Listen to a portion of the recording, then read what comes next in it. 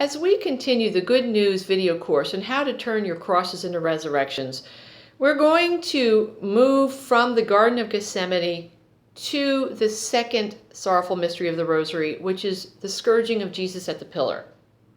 But before we leave the Garden of Gethsemane, there's a couple of things I would like to mention. Some of the people taking this course have written in that their crosses include trying to discern what God's will is in some important life decisions. And we all have important life decisions from time to time. So therefore, I'd like to spend a few minutes talking about that. When we follow Christ, God honors our desire to do His will.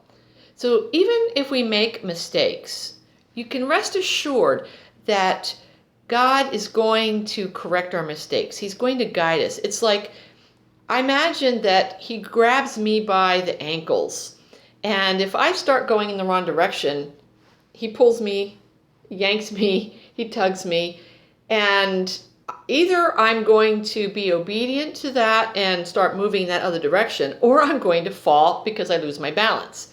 Either way, I get the point. So I would like to encourage you to, whether it's a cross, a calling, any kind of decision. The Garden of Gethsemane is where we make those decisions, and we're with Jesus, and we're united to His major decision of proceeding forward for our salvation. In that love for us, He takes good care of our decision-making processes. So when it comes time to leave the Garden of Decision and move ahead, we need to trust that God is with us and will help us move in the right direction.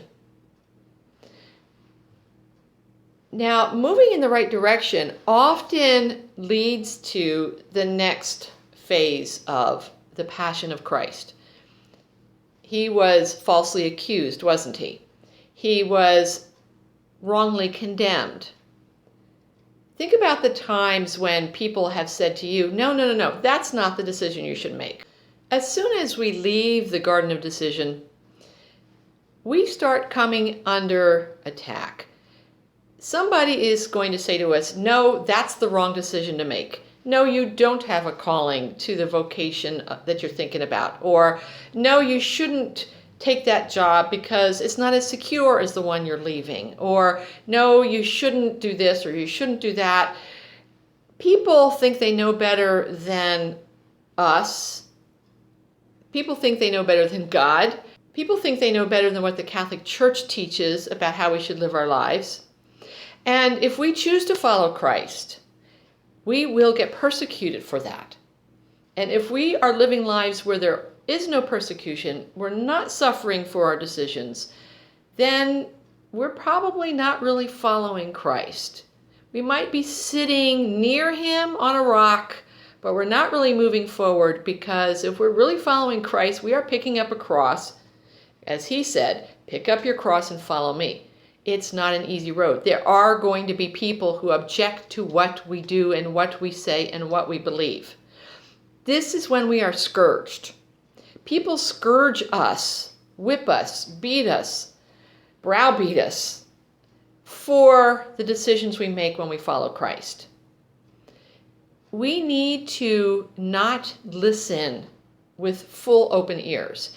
We need to listen just in case God is trying to tell us something through them, but we need to listen carefully to the inner voice of the Holy Spirit saying, be uncomfortable with that. That's not quite right. It's close maybe, but it's not quite right. Or it's way off base.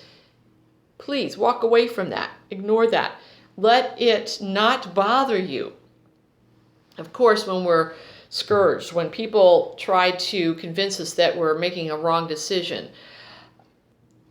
it does bother us. That's why we need to focus on Jesus and put our eyes back onto Jesus. What is He saying to us? We need to build our relationship with the Holy Spirit. We need to have a personal relationship with Christ's Spirit. He told us that He would give us His Spirit. He would never abandon us. He would not leave us to our own devices. Jesus is going to get through to you what Jesus wants to say to you. We need to have a prayer life that relaxes our thoughts and rests in Jesus so that we can put aside the other voices and hear what our good shepherd Jesus is saying to us. We need to find other Christians as well who are followers of Christ, who are alive in the Spirit of Christ, so that we can do a double check with them. If someone is saying, no, you shouldn't take this path, or you shouldn't carry this cross, or you shouldn't do that, or you're nuts to believe what you believe about what the Catholic Church teaches, we need to surround ourselves with people who understand what we know, who understand the same teachings of the church, who understand what it means to follow Christ. We need to have that kind of fallback to counter the other voices. So we need prayer and we need friends. Now, the next thing I'd like to talk about is how to recover from the beatings, the feeling of discouragement, the feeling of confusion sometimes, the feelings of, I wish that person would understand me. I wish that person would hear me. I wish that person would follow Jesus with me. The frustration we feel is what I'm going to address in the next session. So for now, what I'd like you to do is to make a list of the different ways that you feel scourged. The ways people have falsely accused you.